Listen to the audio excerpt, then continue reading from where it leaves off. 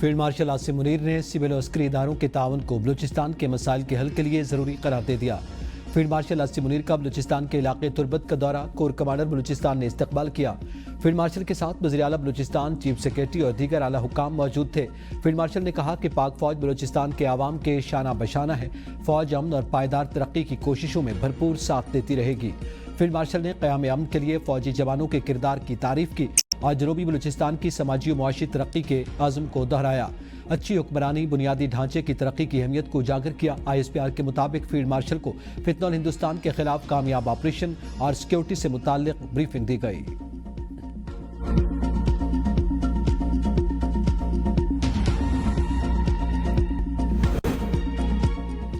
دہشت گردی کے تمام واقعات کے پیچھے بھارت کی منفی سوچ اور وسائل کار فرما ہے۔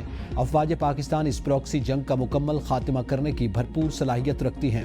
ترجمان پاک فوج لیفٹیننٹ جنرل احمد شریف چودھری کی صحافیوں کے وفد سے ملاقات میں گفتگو، کہا نوجوان پاکستان کا سرمایہ ہیں، ان کی مثبت سوچ ملک کے روشن مستقبل کی ضمانت ہے۔ دشمن کی منفی پروپیگنڈے سے مایوسی پھیلانے کی کوششیں ناکام ہوں گی کیونکہ بلوچستان کے محب وطن عوام دشمن کے عزائم سے بخوبی واقف ہیں۔ مارکہ حق کے دوران میڈیا نے بھارتی پروپیگنڈے کا بھرپور اور مؤثر جواب دیا۔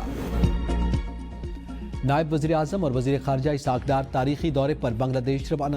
ترجمان دفتر خارجہ کے مطابق اسحاق ڈار کی چیف ایڈوائزر پروفیسر محمد یونس سے ملاقات ہوگی۔ دو طرفہ تعلقات سمیت علاقائی اور عالمی صورتحال کا بھی جائزہ لیا جائے گا۔ 13 سال بعد کسی پاکستانی وزیر خارجہ کا یہ بنگلہ دیش کا دورہ ہے۔ پاکستان اور بنگلہ دیش کے تعلقات میں یہ دورہ سنگ میل کی حیثیت رکھتا ہے۔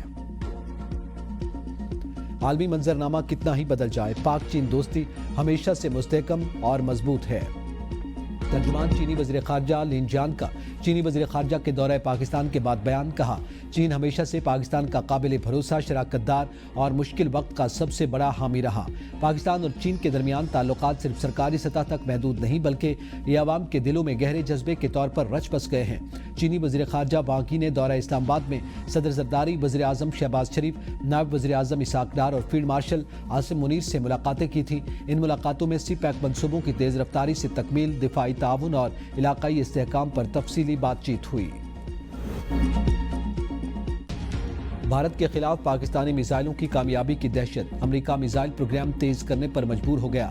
امریکی جریدے بلومبرگ کے مطابق پاکستان کی فضائیہ نے چین کے تیار کردہ PL-15 میزائل کا کامیاب استعمال کر کے بھارتی جنگی طیاروں کو 100 میل سے زائد فاصلے پر مار گرایا۔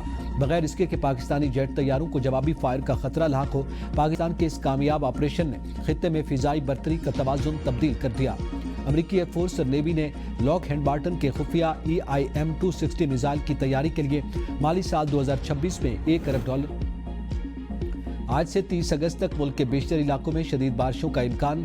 اسلام آباد، پنجاب، سندھ، بلوچستان، خیبر پختونخوا اور کشمیر میں شدید بارشیں متوقع۔ NDMA نے خبردار کر دیا، پہاڑی علاقوں میں لینڈ سلائیڈنگ سے رابطہ سڑکیں متاثر ہونے کا خدشہ۔ کراچی میں صبح گہرے بادلوں سے اندھیرا چھا گیا۔ سرجانی، نیو کراچی، ناگن چورنگی، بفر زون، ناظم آباد، بورڈ آفس میں ہلکی بارش۔ محکمہ موسمیات کی آج دن بھر میں بوندا باندی اور ہلکی بارش کی پیشگوئی۔ گلگت بلتستان کے ضلع غیزر کے علاقے تالیداس کے مکین خیمہ بستی منتقل۔ وزیر اعلیٰ گلگت بلتستان حاجی گلبر خان کا متاثرہ علاقے کا دورہ، متاثرین سے ملاقاتیں کی۔ وزیر اعلیٰ نے امدادی کارروائیوں کا جائزہ لیا، پانی، بجلی اور رابطہ سڑکیں ہنگامی بنیادوں پر بحال کرنے کی ہدایت۔ ترجمان گلگت بلتستان حکومت فیض اللہ فراق کہتے ہیں تالیداس کے متاثرین کے لیے مستقل بنیادوں پر متبادل گاؤں قائم کیا جائے گا۔ اس کے لیے وزیر اعظم سے بات کریں گے۔ دائن کی RCC پل کی تعمیر کے لیے ہنگامی بنیادوں پر اقدامات اٹھائے جائیں گے۔ غیزر میں گلیشیئر ٹوٹنے کی بروقت اطلاع دینے والے چرواہے کے لیے DIG پولیس کی طرف سے 10,000 روپے انعام۔ وسیعت خان کو محکمہ پولیس GB کی طرف سے تعریفی سند سے بھی نوازا گیا۔ ترجمان گلگت بلتستان حکومت فیض اللہ فراق کہتے ہیں چرواہے کو وزیر اعلیٰ سیکریٹریٹ بلا کر اس کے اعزاز میں تقریب رکھی جائے گی اور اسے نقد انعام بھی دیا جائے گا۔ ریسکیو نوجوان کو بھی انعام سے نوازا جائے گا۔ ضلع غیزر میں ارلی وارننگ سسٹم فعال نہیں ہے۔ چرواہے کی اطلاع پر سینکڑوں انسانی جانیں بچ جائیں گی۔ چرواہے کی فوری اطلاع پر 100 گھر خالی کروا لیے گئے تھے۔ لوگوں کے محفوظ مقام پر منتقل ہو جانے سے کوئی جانی نقصان نہیں ہوا۔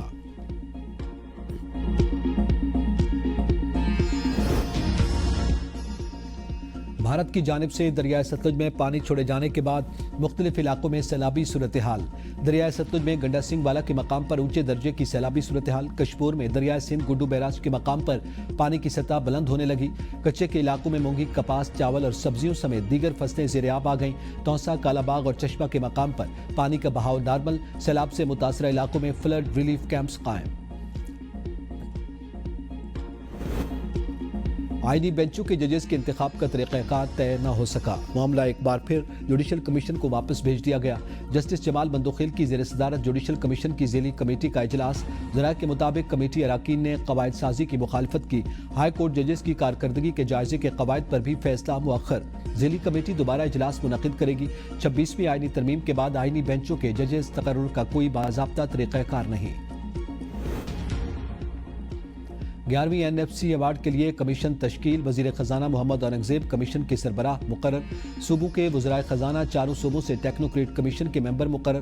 ٹیکنوکریٹ میں پنجاب سے ناصر محمود کھوسا، سندھ سے اسد سعید کمیشن کے ممبر مقرر۔ بلوچستان سے فرمان اللہ، خیبر پختونخوا سے مشرف رسول ٹیکنوکریٹ ممبر ہوں گے۔ جولائی 2020 میں تشکیل دیا گیا کمیشن تحلیل۔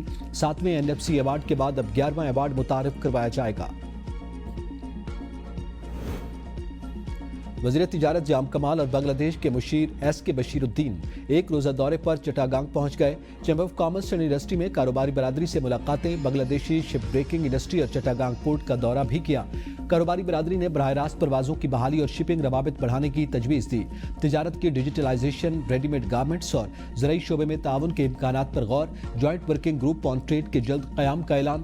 جام کمال نے کاروباری برادری کو کراچی میں نومبر میں ہونے والی بین الاقوامی نمائش میں شرکت کی دعوت دی۔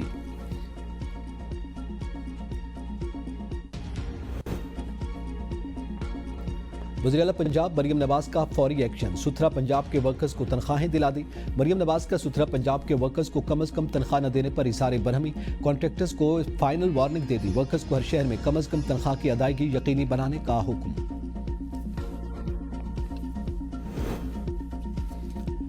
مانی PTI کی ضمانت کے فیصلے کے موقع پر غیر حاضر پارٹی عہدیداروں کے خلاف کارروائی کا فیصلہ۔ منگل، بدھ اور جمعرات 21 اگست کو پارٹی ہدایت کے مطابق اڈیالہ جیل اور سپریم کورٹ نہ پہنچنے والے ممبران کو نوٹس جاری۔ چیف آرگنائزر پنجاب عالیہ حمزہ نے 24 گھنٹوں میں وضاحت طلب کر لی۔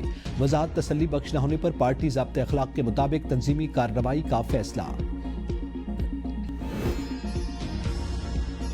پنجاب اور خیبر پختونخوا میں مانسون اور سیلاب سے متاثرہ علاقوں میں مختلف بیماریاں سر اٹھانے لگیں۔ پنجاب میں ڈینگی، ڈائریا، ملیریا اور جلد کی بیماریوں سمیت دیگر بیماریاں رپورٹ۔ گزشتہ ایک ماہ میں 15,000 سے زائد لوگ مختلف بیماریوں کا شکار ہوئے۔ خیبر پختونخوا میں خارش، دانوں سمیت جلدی امراض کے مریضوں میں اضافہ۔ نزلہ، زکام اور سانس کی بیماریاں بھی پھیلنے لگی۔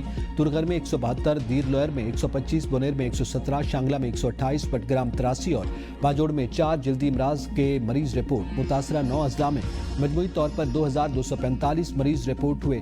1413 مریضوں کو علاج کی سہولت فراہم کی گئی۔